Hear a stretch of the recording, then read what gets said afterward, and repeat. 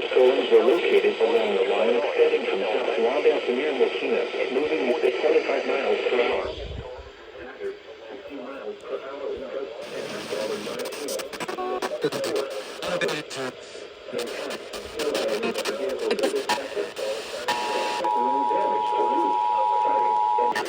Issued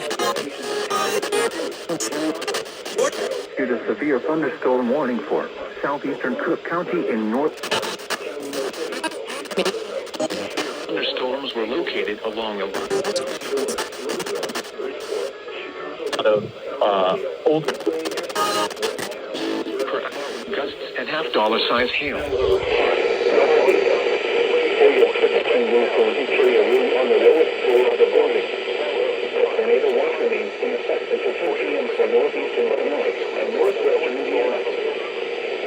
Tornado watch remains in effect until 10 p.m. for northeastern Illinois and northwestern City, Chicago Heights, Chicago Lawn, Englewood, Austin, South Shore, Roseland, Bridgeport, Chicago Loop, South Lawndale, Midway Airport, West Town, Burbank, Lansing, Oak Forest, Melrose Park, and Harvey.